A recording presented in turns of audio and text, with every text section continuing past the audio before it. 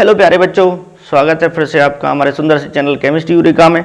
और आज हम पढ़ाने जा रहे हैं आपको क्लास 9th विज्ञान का जो पहला चैप्टर है केमिस्ट्री का, उसके क्वेश्चंस कराएंगे। तो देखते हैं जो क्वेश्चंस हैं, कुछ पहली वीडियो में हमने कराए थे। इसमें देखते हैं कारण बताएं। जैसे इन टेक्स्ट क्वेश्चन होते हैं, तो ये हो गया आपका क्लास 9th हो गया, है ना, साइंस। और यूनिट हो गई, इकाई हो गई आपकी, ये पहली इकाई है हमारे आसपास के पदार्थ। तो इसमें पेज नंबर आप 6 पे देख सकते हैं। पेज 6 पर देखो प्रश्न। जैसे यहां पर इस प्रश्न को लेंगे हम कि कारण बताएं, तीसरा प्रश्न है। तो जो चैप्टर है उसके अंदर जो क्वेश्चंस हैं इन टेक्स्ट, है ना, बाहर होते हैं कुछ अभ्यास प्रश्न, उनको भी कराएंगे। यहां देखिए तीसरा प्रश्न है कारण बताएं। कारण बताएं, ये क्या हो जाएगा कि ए, गैस पूरी तरह उस बर्तन को भर देती है जिसमें से रखते हैं। ठीक, तो ये हो जाएगा गैस पूरी तरह बर्तन को भर देती है। आप किताब ओपन करके देख सकते हैं। और इसका मैं डायरेक्ट उत्तर लिख रहा हूं, क्योंकि प्रश्न लिखो फिर उत्तर लिखो, इससे अच्छा है प्रश्न में बता ही देता हूं आपको। गैस पूरी तरह उस बर्तन को भर देती है जिसमें से रखते हैं।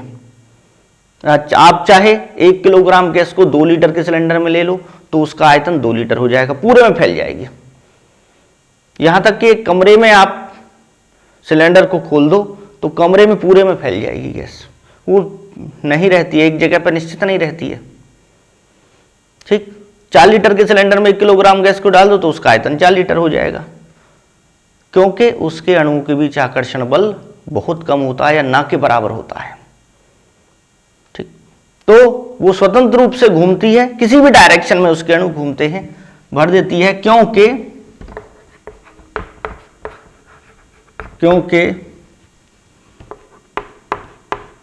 गैस के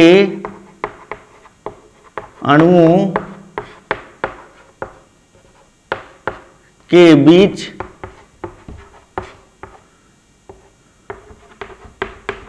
आकर्षण बल बहुत कम होता है या ना ही होता है, ना के बराबर ही होता है। आकर्षण बल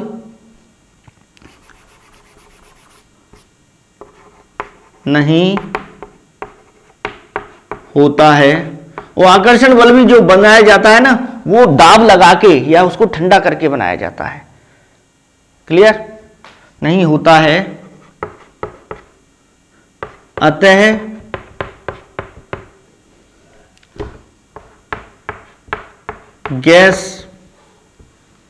गैस के अणु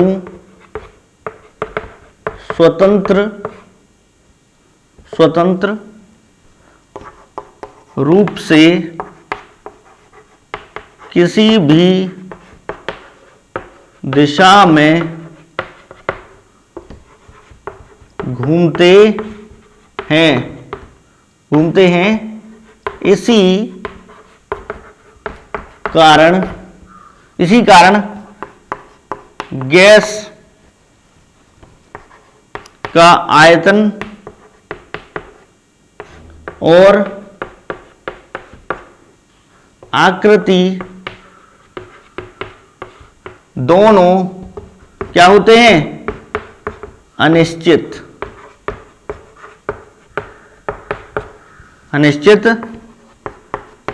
होते हैं।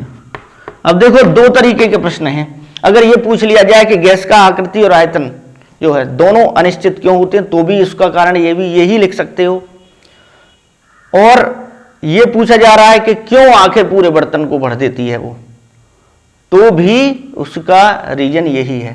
गैस पूरी तरह बर्तन को भर देती है क्योंकि गैस के अणुओं के बीच आकर्षण बल नहीं होता है, अतः गैस के अणु स्वतंत्र रूप से किसी भी दिशा में घूमते हैं।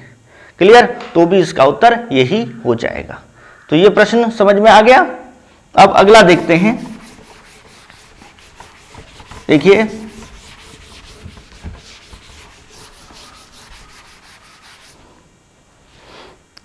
अगला है गैस बर्तन की दीवारों पर दबाव डालती है। बी है, बी गैस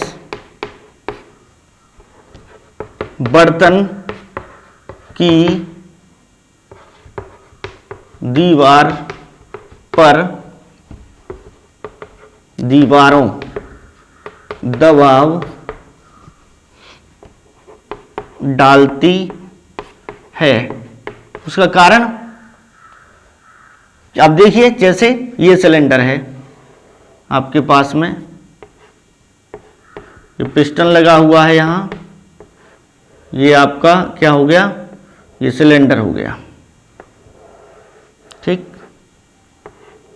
आप अच्छे से बना लेना, कहीं आम मत समझ लेना इसको कि मैंगो है।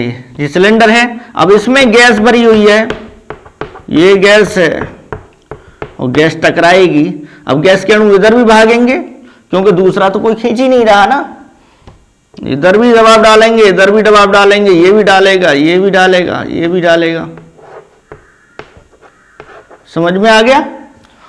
तो गैस के अणुओं के बीच एक तो ऊर्जा ज्यादा होती है क्योंकि कोई दूसरा तो खींच ही नहीं रहा है।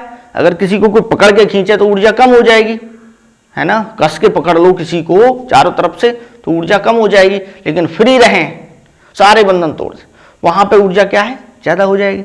तो फ्रीली ये टकराते हैं, तेजी से टकराते हैं, ये स्वतंत्र है, ये टकराएगा, ये स्वतंत्र है, ये टकराएगा, ये स्वतंत्र है, ये टकराएगा, स्वतंत्र रूप से घूमते हैं, कोई आकर्षण बल नहीं होता है। इसलिए क्या होता है कि प्रेशर लगता है।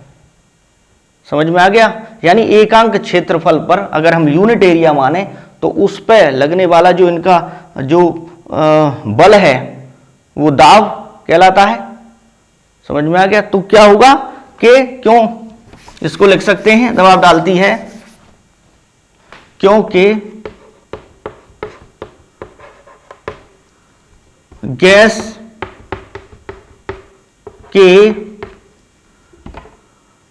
के अणुओं में, देखिए अपने समझ के भी, आप रटने की जरूरत नहीं है, समझो और फिर अपने शब्दों में लिख दो प्रश्न को, उत्तर उसका। तो गैस के अणुओं में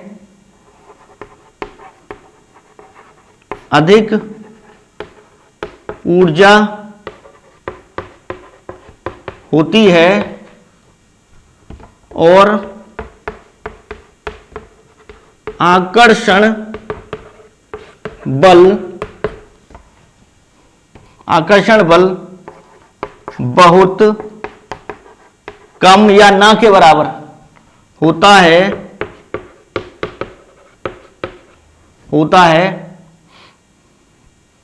बहुत कम होता है। अतः वे तेज गति से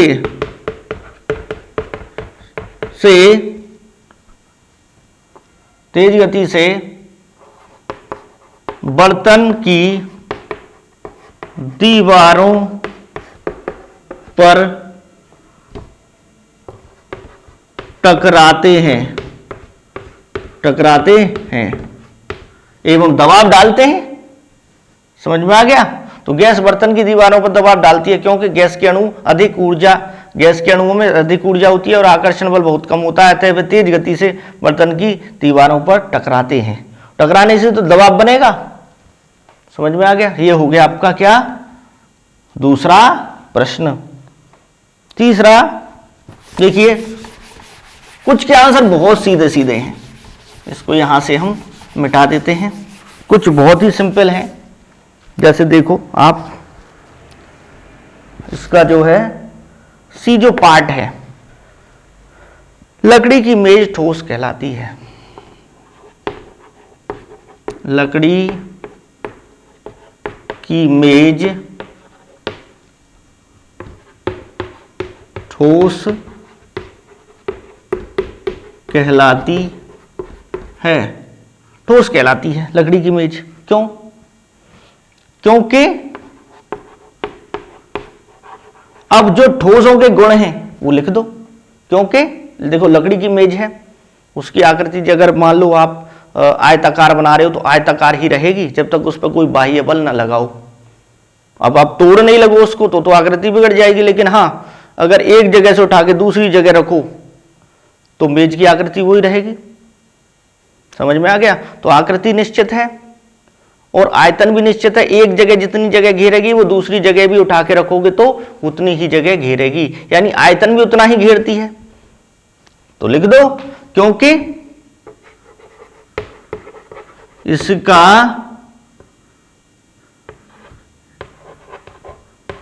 आकृति, इसकी आकृति और आयतन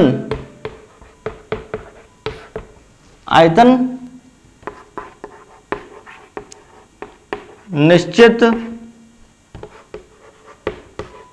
होते हैं।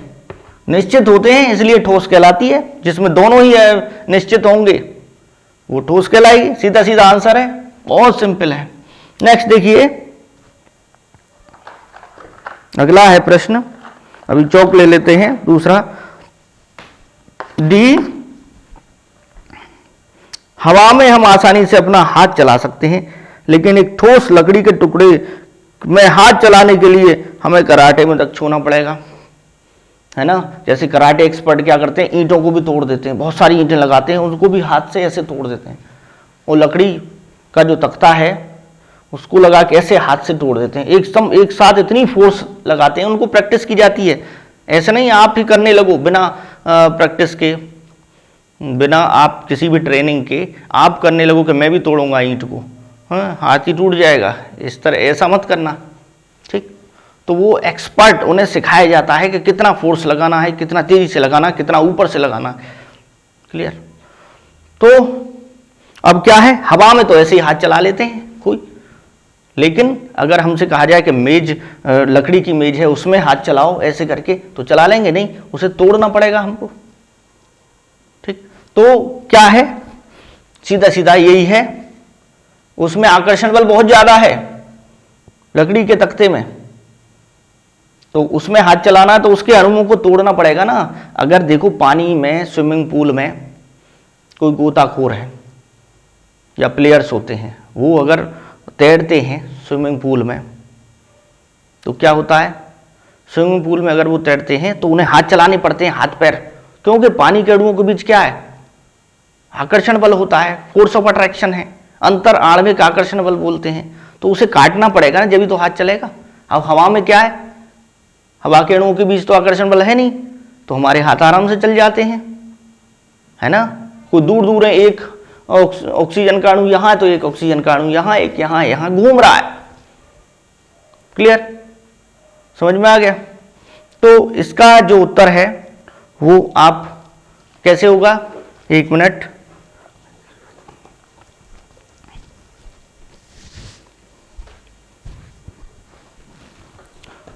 तो देखिए, देख रहे थे कि वीडियो चल रही है या नहीं चल रही है। कभी कभी क्या होता है, बंद हो जाती है। तो यहां इसका होगा उत्तर, क्वेश्चन देख लेते हैं पहले। हवा में हम आसानी से अपना हाथ चला सकते हैं, लिखो, हवा में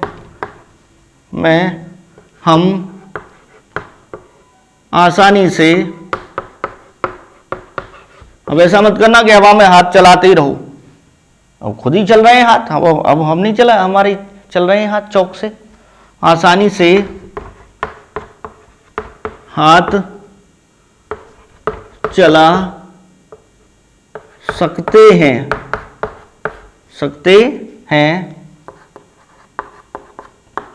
क्योंकि हवा क्या है, गैस है। क्योंकि हवा लिख दो, या तो हवा के अणु दूर होते हैं और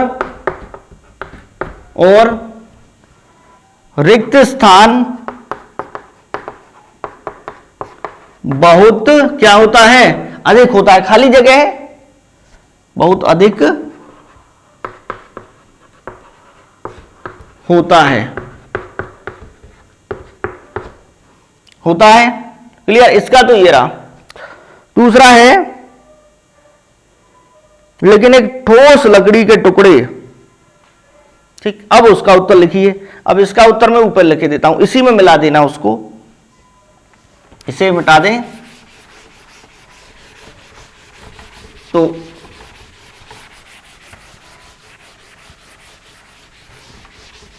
देखिए इसमें, परंतु इसी में मिला देना उसको, परंतु ठोस लकड़ी के टुकड़े के अणुओं के बीच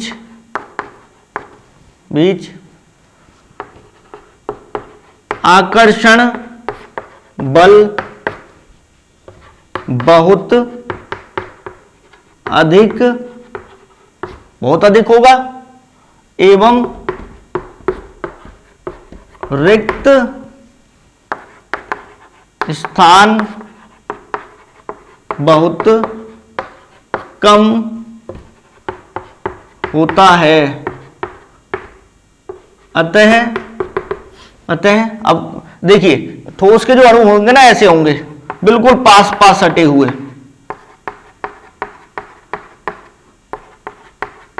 ऐसे, ठीक। तो इन्हें छोटे रसगुल्ले में समझ लेना। ये अणु को मैंने दिखाया, हालांकि बहुत छोटे होते हैं, दिखाई नहीं देते हैं, लेकिन फिर भी हम दिखा देते हैं। तो अब इनसे अगर हाथ चलाना है, इनके बीच से निकालना है, तो ये तो रिक्त स्थान है ही नहीं, खाली जगह ही नहीं, तोड़ना पड़ेगा ना।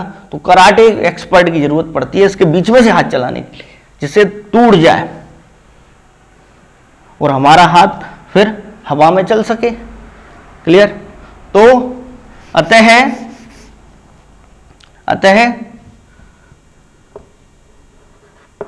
इन आकर्षण बलों को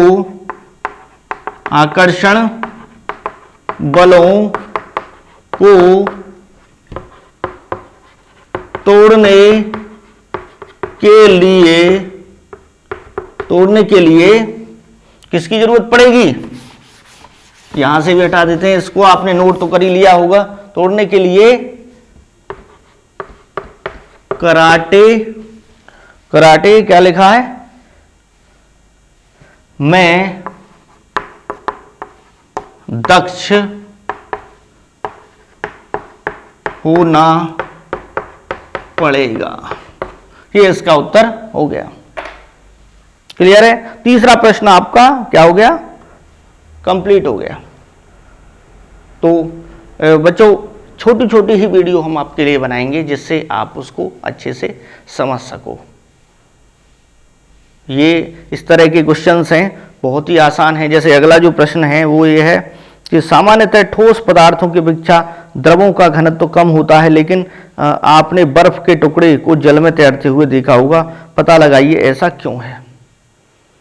तो इसको भी हम कर देते हैं इसी में। कैसे होगा बताइए? देखो, देखते हैं।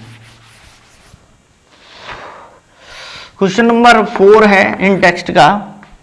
सामान्यतः ठोस पदार्थों की अपेक्षा द्रवों का घनत्व तो कम होता है। अगर हम घनत्व की बात करें, हमने पहली वीडियो में भी बताया था, घनत्व जो है वो किसका ज्यादा होता है? ठोस का। किसके घनत्व से? द्रव के घनत्व से ज्यादा होता है ना। जैसे अगर हम कहें लोहा का ज्यादा होगा किससे? जल से। घनत्व, डेंसिटी बोलते हैं डी, डेंसिटी ऑफ लोहा, डेंसिटी ऑफ वाटर, आयरन से की ज़्यादा होगी, इसलिए लोहे की कील वहाँ डूब जाती है। और एक क्वेश्चन आपके लिए है कि लोहे की कील डूब जाती है, जहाज क्यों नहीं डूबता है इतना बड़ा, ये क्वेश्चन आपके लिए है। और इसमें क्या है, लेकिन बर्फ जो है, बर्फ अगर हम देखें, जल जो है ये द्रव अवस्था में है, किसमें, द्रव में, लेकिन जल का अगर हम बना दें, बर्फ बना दें, क्या बना दें, यानी ठोस जल को क्या बोलेंगे बच्चों, बर्फ, क्या बोलते हैं, बर्फ। तो इसका जो घनत्व है, डेंसिटी है, वो किससे ज्यादा होगी, ज्यादा होगी कम होगी, ज्यादा होनी चाहिए इसके अनुसार। ये ठोस है, इसका घनत्व ज्यादा है, ये भी तो ठोस हो गया, ये भी तो क्या हो गया बच्चों, ये भी तो ठोस हो गया, बर्फ को जमा दिया आपने, ठोस जल, यानी सूत्र तो नहीं बदला, जो जल का है H2O ही रहेगा, जल का जो सूत्र है वो H2O है, तो वो ही रहेगा।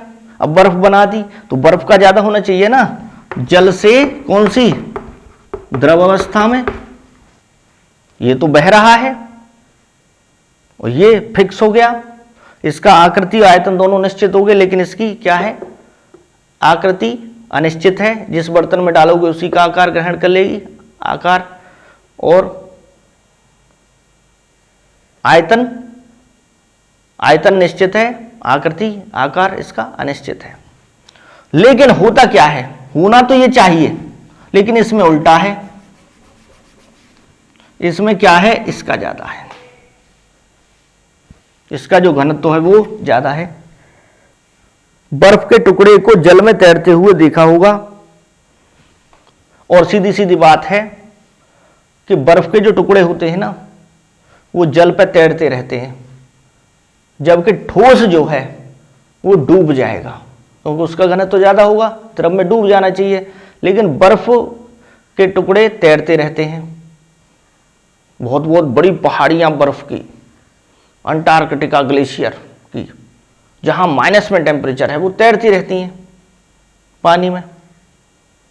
तो क्यों, क्योंकि उसका जो घनत्व है वो क्या हो गया है, ज्यादा हो गया है। और ज्यादा क्यों हुआ है, अब लिखेंगे हम इसका, ये समझ में आ गया है। देखो,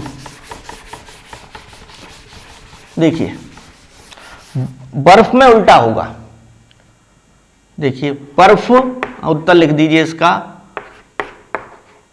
का आयतन, बर्फ का आयतन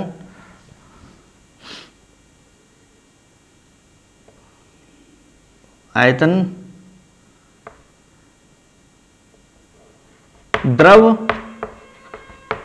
अवस्था में जल के आयतन से अधिक हो जाता है, अधिक हो जाता है, जिससे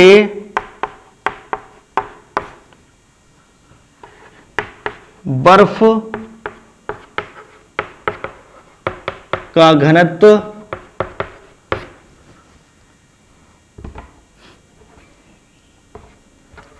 जल कौन सा, द्रव से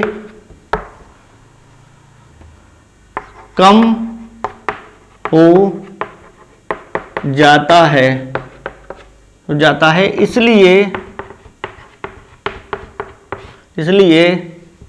बर्फ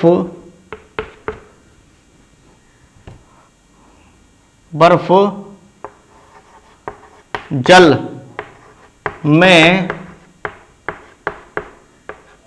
तैरती रहती है। जब घनत्व कम हो जाएगा तैरती रहेगी। अब देखिए घनत्व क्या होता है, डेंसिटी डी बराबर होता है द्रव्यमान बटे, इसका सूत्र होता है आयतन, द्रव्यमान बटे आयतन।